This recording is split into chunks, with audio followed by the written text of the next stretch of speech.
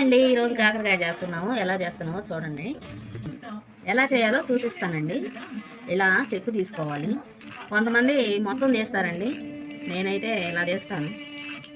కొంతమంది అయితే అసలు తీయకుండానే చేస్తారండి, కానీ మాకు అలా నచ్చదు.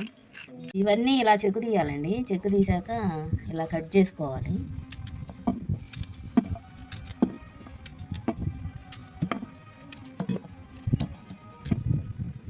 మొత్తం కట్ చేయాలండి. కట్ చేశాక కొంచెం సాల్ట్ వేసుకోవాలి. ఇలా వేసుకోవాలి. ఇలా వేసుకొని ఇలా కలపాలండి. మెత్తగా కలపాలి. కలిపితే దానిలో కాసేపు ఆగితే బాగా పసరు వస్తుందండి. పసర అంటే చేదంతా పోయిద్ది. ఇలా బాగా కలిపామనుకో ఇలా వత్తాలండి. 5 నిమిషాలు ఆగాలి. ఆగినాక పసరు వచ్చింది.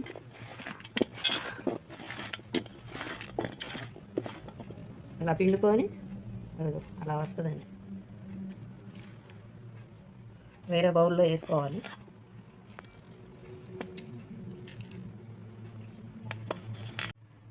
అదిగోండి, అలా నీట్గా పిండితే రసం అంతా వస్తుంది. ఆ రసంలో చేదంతా పోయిద్ది అన్నమాట.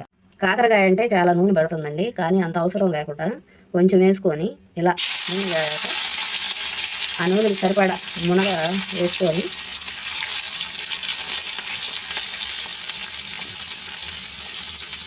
అయిపోయినాక ఒకసారి అయిపోయాక మళ్ళీ ఇంకొకసారి వేసుకొని మొత్తం అయిపోయిన అలాగే చేసుకుంటే చాలా సేవ్ అవుతుందండి నూనె.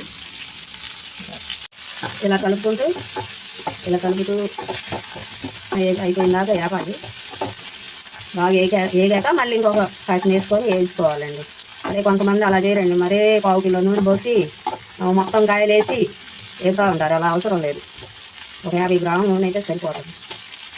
చాలామందికి ట్రిక్స్ తెలియదండి, మేమైతే ఇలాగే చేస్తాం. ఇలా బ్రౌన్ కలర్లోకి వచ్చిందాక వేపాలండి. వేస్తే మనకు నూనె బాగా సేవ్ అవుతుంది. ఇలా తీసి పక్కన పెట్టేసుకొని ఇంకాసేపు ఉంచామంటే బాగా మాడిపోతాయి. అప్పుడు మాడవాసన వస్తుంది, టేస్ట్ ఉండదు.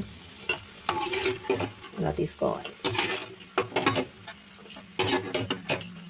శుభ్రంగా తీసుకోవాలి.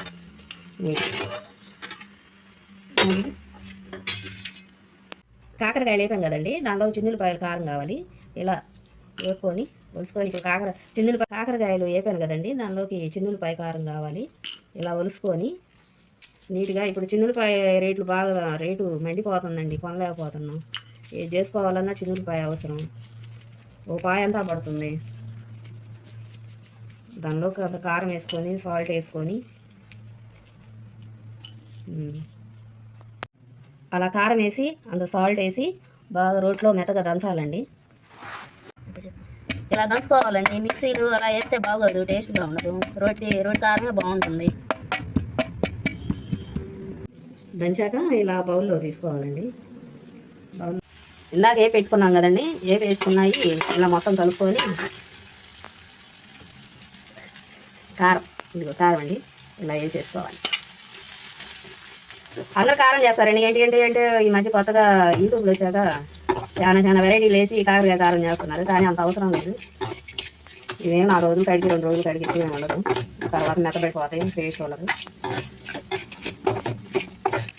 కారం అంటే కారంలాగే ఉండాలండి. పొడిగా ఉంటే చాలా బాగుంటుంది. కాయలు కూడా మా చెట్టు అండి, మేము బయట ఏమి పెద్దగా ఏం కొనము, అన్నీ మా తోటలోనే వేసుకుంటాం. ప్లేస్ చాలా ఖాళీగా ఉంటుంది మా అమ్మది. సరే చూడండి ఎలా ఉందో. ఇదేనండి నేను చేసిన కారం. ఇలా చూడండి ఎలా ఉందో. ఇదేనండి నేను చేసిన కారం, చాలా బాగుంటుంది. ఎలా ఉందో చూడండి.